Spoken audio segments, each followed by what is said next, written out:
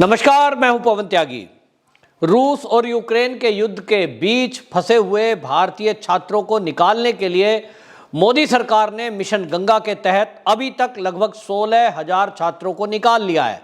जी हां, कुल 20,000 छात्रों में से 16,000 छात्रों को दिन रात 24 घंटे इंडियन एयरफोर्स और हमारी बाकी फ्लाइटों के जरिए सरकार निकाल चुकी है। और उनको निकाल करके जो पड़ोसी देश हैं उनके बॉर्डर एरिया में, उनको यूक्रेन से निकाल कर जो लोग वहां पहुंचे हुए हैं उनको बारी बारी से फ्लाइट में रखकर भारत लाया जा रहा है।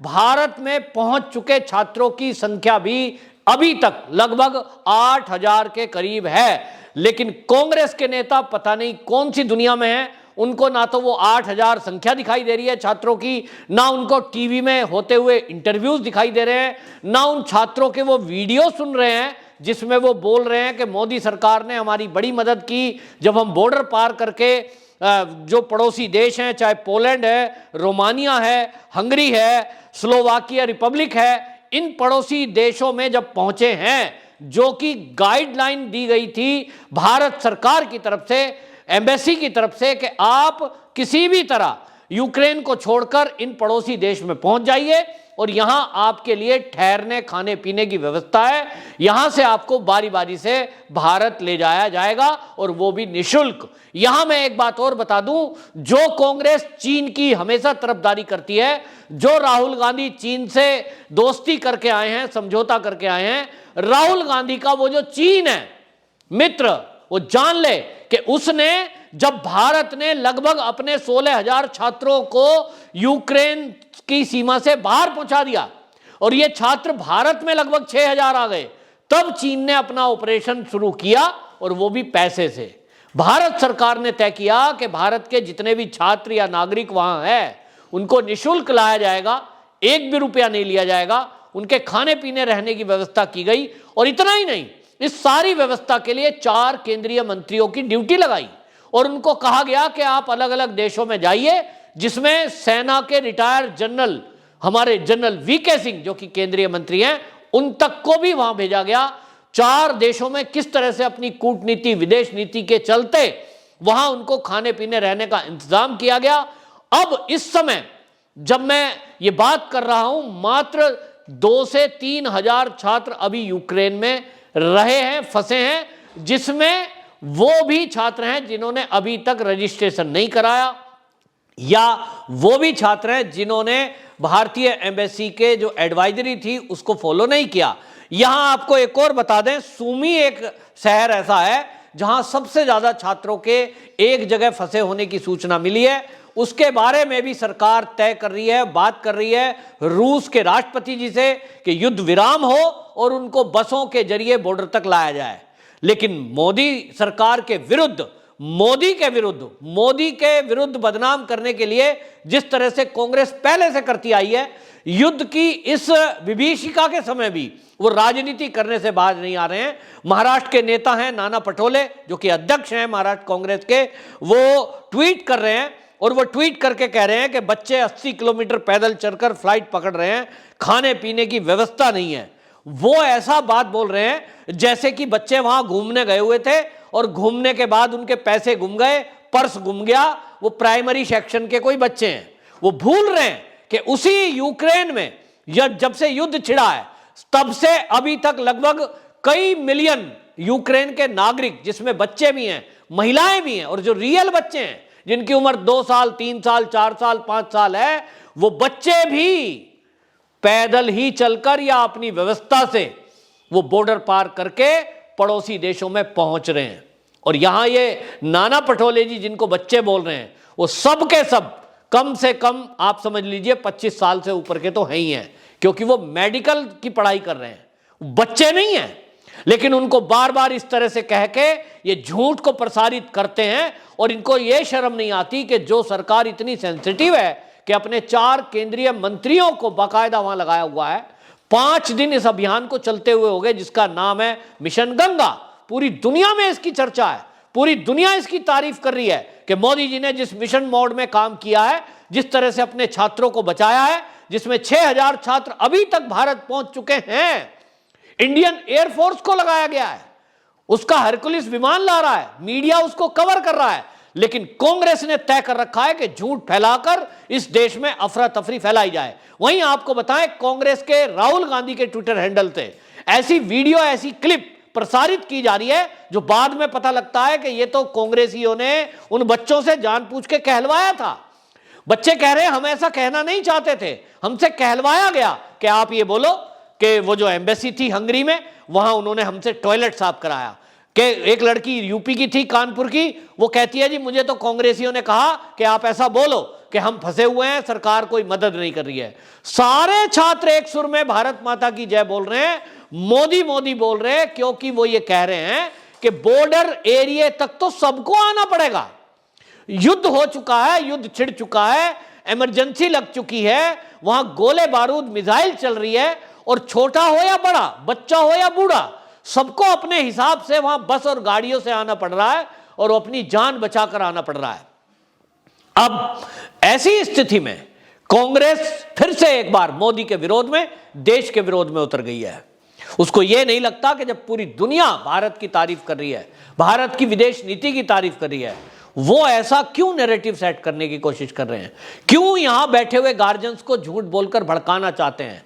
आपको बता दूं, बहुत सारे बच्चे, आपको बता दूं, पोलैंड के अंदर हैं। पोलैंड में इस समय भारत सरकार का जो एम्बेसी है उसके जरिए सारे बच्चों को रुकने की व्यवस्था की गई है। वहां जो भारत के लोग हैं, चाहे वो भारत के मंदिर हैं, वो लोगों को ठहराए हुए हैं। और यहां ये झूठ बोलेंगे राहुल गांधी कि किसी बच्चे को नहीं निकाला गया। वो कह रहे हैं 20,000 बच्चे फंसे हुए हैं, किसी को नहीं निकाला गया। कितना बड़ा झूठ है। तो जो भारत में गार्जियन बैठे होंगे, माँ बाप होंगे इन बच्चों के, वो किस पे यकीन करेंगे? वो कहेंगे मोदी सरकार सच बोल रही है या राहुल गांधी। लेकिन हम आपको ऐसे माँ बाप के इंटरव्यू भी आपने देखे होंगे मीडिया में, वो कहेंगे कि राहुल गांधी झूठ बोल रहा है, क्योंकि उनके बच्चों की उनसे डायरेक्ट बात हो रही है फोन पे। ये व्यवस्था कराई गई है भारत सरकार द्वारा कि जो बच्चे जो है यूक्रेन को छोड़कर पड़ोसी देशों में गए हुए हैं, उनको वहां फोन अलाउ नहीं है, मतलब फोन चलेगा ही नहीं दूसरे देश में जाने के बाद, लेकिन उनको वहां ये सुविधा दी गई है, वो फैमिली में बात कर रहे हैं। और जो लोग इसमें नैरेटिव सेट करने की कांग्रेस कोशिश कर रही है, एक कांग्रेसी ने तो ये तक कह दिया, बच्चा से कहलवा दिया। बच्चा तो फिर बार बार मेरे मुंह से बच्चा ही निकलता, वो बच्चे नहीं है, मैच्योर पर्सन है, जवान है। और एक लड़का कह रहा था कि हमें तो जो केवल ट्रांसपोर्टेशन हो रहा है, हम बॉर्डर तक तो अपने आप गए। भैया बॉर्डर तक तो आपको अपने आप ही जाना था, क्योंकि जब अंदर कोई एंट्री कर नहीं सकता, केवल यूक्रेन की गाड़ियां चल सकती हैं, और कोई गाड़ी जाएगी तो यूक्रेन के सैनिक उसे उड़ा देंगे, भारत की हो या अमेरिका की, चाहे चीन की। और इसीलिए ना तो अमेरिका गया, ना चीन गया, ना जापान गया, कोई देश अपने बच्चों को, नागरिकों को निकालने के लिए नहीं गया। भारत सरकार भी इसलिए बॉर्डर पर बैठी है कि बॉर्डर तक तो आपको खुद ही आना पड़ेगा। और आपको बता दूं, जो सुमी है जहां पे वो 800 बच्चे फंसे हुए हैं, वहां के लिए तो रूस ने बाकायदा ये कहा है कि रूस का बॉर्डर मात्र 50 किलोमीटर दूर है, वहां तक बच्चे अपनी तरफ से आ जाएं। वहां 100 बसें रूस ने भारत सरकार के कहने पे खड़ी कर रखी हैं कि हम वहां से उनको एयरपोर्ट तक ले जाएंगे बॉर्डर से, और उसके बाद एयरलिफ्ट कराकर भारत भेज देंगे। जबकि आपको बता दूं, पोलैंड, रोमानिया, हंगरी, स्लोवाकिया, ये जो शहर, ये जो देश हैं, इन 4 देशों में जो भारत सरकार मिशन गंगा चलाए हुए है और उनके 4 मंत्री वहां हैं, इन की दूरी कम से कम 500 से 800 किलोमीटर, और पोलैंड तो 1200 किलोमीटर है कीव से। और यहां तक छात्र पहुंचे हैं, अपने किराए से पहुंचे हैं, क्योंकि उनको जान बचाने की दिक्कत थी। उनको लग रहा था कि गोले बारूद चल रहे हैं। भारत सरकार ने जो एडवाइजरी जारी की है उसमें कहा है कि जल्दी से छोड़िए आप कीव को, तो कीव और खार्किव छोड़ दिया। भारत सरकार दिन रात काम कर रही है, एयरफोर्स के जवान दिन रात काम कर रहे हैं, लेकिन कांग्रेस ने एक बार फिर से सेना का भी अपमान किया है, यह कहकर के कि भारत सरकार ने कुछ नहीं किया। यह भारत सरकार का ये अपमान नहीं है, ये हमारी सेना का भी अपमान है, ये एयरफोर्स के जवानों का भी अपमान है। लेकिन कांग्रेस का ये पहला मौका नहीं है कि जब देश के ऊपर कोई मुसीबत हो या देशवासियों के ऊपर मुसीबत हो, वो इस तरह से झूठ फैलाए। ये पहली बार नहीं है। और इसलिए देखिए, राहुल गांधी अपने ट्विटर हैंडल से केवल वो वीडियो क्लिप चुनकर भेज रहा है जिसमें कुछ बच्चे नैरेटिव सेट कर रहे हैं उन्हीं के कहने से। वो जो अभी तक के 6000 से ऊपर बच्चे भारत में आ चुके हैं, जिन्होंने मोदी सरकार की बड़ाइयां की हैं, जो ये कह रहे हैं कि साहब 5 स्टार हमें सुविधाएं दी गई जब हमने बॉर्डर पार कर लिया। मानते हैं बॉर्डर के इधर दिक्कत है, लेकिन अगर कांग्रेस ये कहकर नाना पटोले झूठ फैला रहा है कि एक भी बच्चे को नहीं बचाया गया, वो कह रहे हैं 20,000 बच्चे फंसे हैं, 80 किलोमीटर पैदल चलकर जाया जा रहा है। भैया 80 नहीं, 500 किलोमीटर भी पैदल चलना पड़ेगा अगर कोई सुविधा नहीं मिलेगी जान बचाने के लिए। लोग चलते हैं और हमारे यहां तो चलते हैं। अभी देखिए कांवड़ होती है, लोग बोले बम बोल बम करते हैं, 500-400 किलोमीटर तक जल लेकर गंगा से आते हैं और मंदिर में चढ़ाते हैं।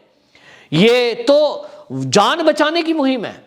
तो जिनको हम बच्चे बच्चे बच्चे कह रहे हैं, वो बच्चे कोई प्राइमरी सेक्शन के 10, 12, 15 साल के बच्चे नहीं है, वो 25 साल, 30 साल, कोई कोई तो उसमें 40 साल का भी है।